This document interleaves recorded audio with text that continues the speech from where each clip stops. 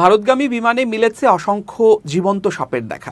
মুম্বাইয়ের কাস্টমস কর্মকর্তারা জানিয়েছেন, তারা থাইল্যান্ড থেকে আসা এক যাত্রীকে জীবন্ত সাপসহ আটক করেছেন। এ নিয়ে চলতি মাসে তৃতীয়বারের মতো এমন ঘটনার পুনরাবৃত্তি ঘটেছে।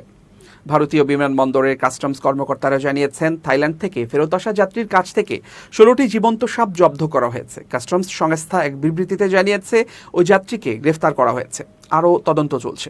তবে জীবন্ত সাপগুলো পোষা প্রাণীর ব্যবসায় বিক্রি হওয়া সরীসৃপ অন্তর্ভুক্ত ছিল এবং বেশিরভাগই বিষাক্ত ছিল না। এর আগে জুনের শুরুতে কাস্টমস কর্মকর্তারা থাইল্যান্ড থেকে আসা কয়েক ডজন বিষধর সাপ পাচারকারী এক যাত্রীকে আটক করেন।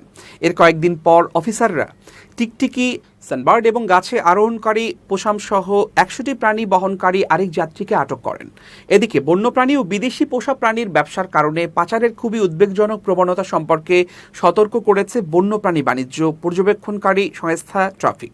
সংস্থাটি জানায়, গত 3.5 বছরে থাইল্যান্ড ভারত বিমান রুটে 7,000-এরও বেশি জীবিত এবং মৃত প্রাণী জব্দ করা হয়েছে।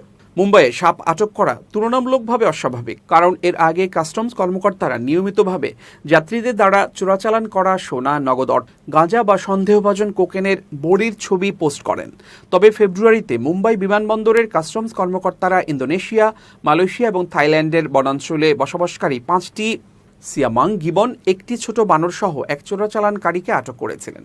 কাস্টমস কর্মকর্তারা জানিয়েছেন, আন্তর্জাতিক প্রকৃতি সংরক্ষণ ইউনিয়ন বিপন্ন হিসেবে তালিকাভুক্ত এই ছোট প্রাণীগুলোকে যাত্রীর ট্রলি ব্যাগের ভেতরে রাখা একটি প্লাস্টিকের ক্রেটে চতুরতার সঙ্গে লুকিয়ে রাখা হয়েছিল।